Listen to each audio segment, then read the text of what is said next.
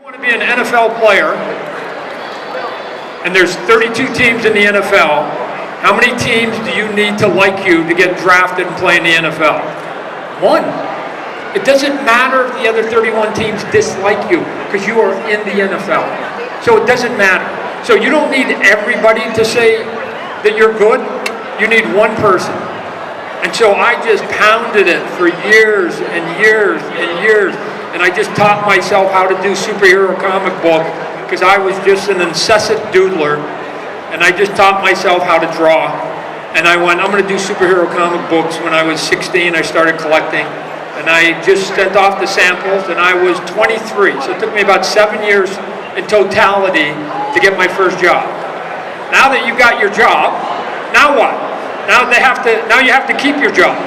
And so the one thing that is important, matter of fact, the single most important thing in superhero comic books is deadlines, right? Every one of those companies is in the publishing business, which means they have to put out books every 30 days.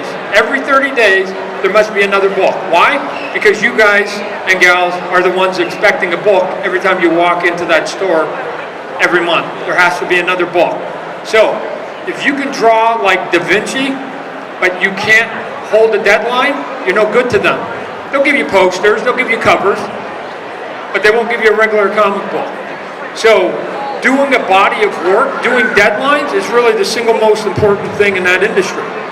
And if you can be good and keep a deadline, then you're gold. You are gold in that industry. So there are a lot of people that I grew up with that were very good, but they couldn't hold a deadline. And so what it did was it gave an opportunity for a guy like me that was willing to basically work 10, 12, 14 hours a day to get the work done, right?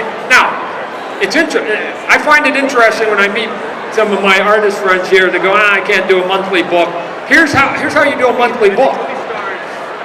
1 page a day. An average comic book is 20 pages. 1 page a day, and you have 5 at the end of a week. You take the weekend off.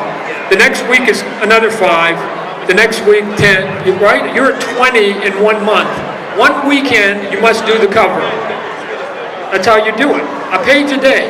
So I just went to my desk every day, and I said, I'm not leaving the desk till my 1 page is done. It was that simple. Sometimes I'd get the page done in 6 hours, and sometimes it'd take 16 hours. But I didn't care. As long as I got the 1 page, my day was done. And I'd start it again the next day. Right? 1 page a day. Doesn't seem like an undue burden, right? So the people who don't do regular comic books, they're not slow. I've never met a slow artist. I've never met anybody sit at a desk and go, They don't.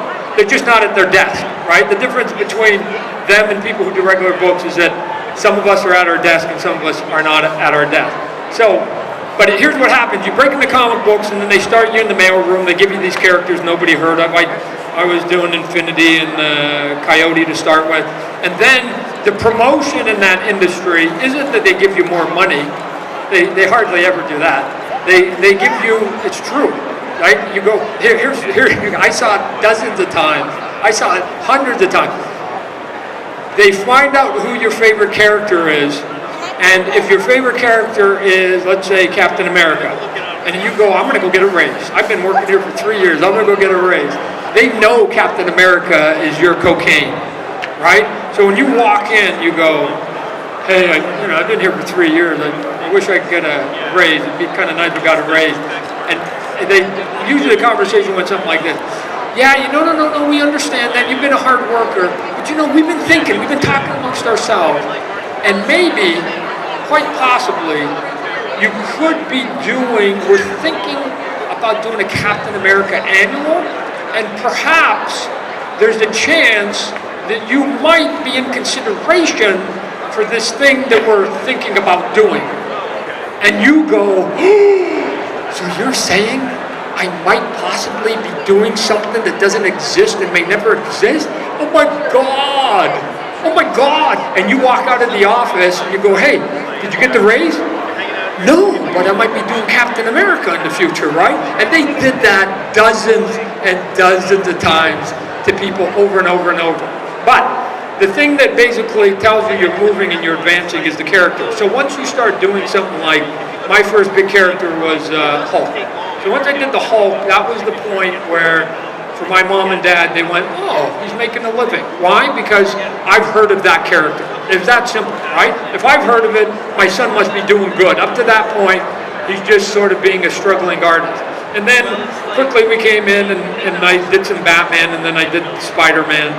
And Spiderman, just so you guys know, I can condense what I did on Spiderman very simply for you. I thought that what they had been doing for about 25 years was that they were doing Spider-Man. Emphasis on the man. Spider-Man. And I went, wow, it's cool. And John Romita Jr. did the perfect Spider-Man. I just flipped it. I thought Spider-Man, when he put on the costume, should be an insect.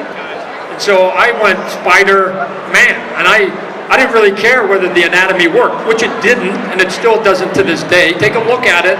Look at, here's how bad the anatomy was when I was doing those poses as Spider-Man. When Sam Raimi was doing the first Spider-Man movie, anybody seen the first Spider-Man movie Sam Raimi did?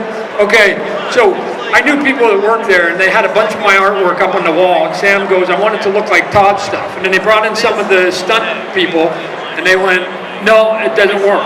So they go, Sam says, go get double-jointed people. So they went and got the double-jointed people, and they went, no, it still doesn't work. They did the triple-jointed people, didn't work, and they even went and got a couple people from Vegas that were in Circus du Soleil, right? You know these people, these contortionists? And they still couldn't do it, right? So they ended up then going, let's just do it in the computer. And then it works, right? Because now you can break bones and you can change and you can break all this stuff up. And we had a little bit of fun with that. So for me, it was funny that as I was making all those changes, here's the funny thing. Here's to me, of all the things that are sort of odd in my career with Spider-Man, here's the oddest thing. They almost constantly said, stop it, right? Todd, stop making the eyes big. Todd, stop with those wacky poses. Todd, stop with making so much black in the costume. Todd, how come you put so many webs in his costume? Todd, and the one that drove him was, you guys remember, I changed the webbings, right? And the reason I changed the webbings for all practical purposes, twofold. One, I needed to invent something that would shoot towards camera. Because if you guys remember how it looked before, it was 3 lines, and then it was a bunch of X's, right? Any old school Spider-Man fans, it was 3 lines and a bunch of X's. You can't shoot that towards camera. It didn't look like anything. So I wanted it to look like something. So I made it look like, in my brain, like frayed rope. So when he was shooting it, to me, I wanted it to just go, and I wanted it to sort of shoot out. I also wanted it, because I looked at spiders, that they actually climb up their webs, right? All of us have seen a spider, they crawl up web. So I didn't want him, the way that it used to be, remember? He'd shoot, and he'd swing, and he'd shoot, and he'd swing, and he'd shoot, and he'd swing. To me, that was Tarzan. Right? That was Tarzan. Tarzan would swing on the vines. That wasn't Spider-Man. I thought he should shoot and go and crawl up it. And as he crawled up it and he had it in his hands, then here's the second part why it was important. Because all of us artists have a 2D piece of paper. It's 2D. And we must create the illusion of 3 dimension. And so if I have a cape, it's easy. I put the cape in the front and the cape in the back, and it's doing all the things, which is why Spawn has a big ass cape, right? So for that exact reason. So, but Spider-Man didn't have anything. So the webbing was my false cape. So when I put the webbing through his arm and around his head and through his leg, and it went behind him and then back, then all of a sudden it seemed like, to me, he was bigger on the page, and that you guys would go, it looks more 3-dimensional, right? And so not only did I have to do it with the webbing, but I did it with the body, because I'll give you an easy art lesson. Here's how you create the illusion of depth. You just create different fields. So here's my head. So I draw a Spider-Man head. As soon as I put the arm in front of the head, I create depth. Why? Because you guys know that if my arm is in front of my head, blocking my head must be further. Okay, and now if I take my arm back here and it's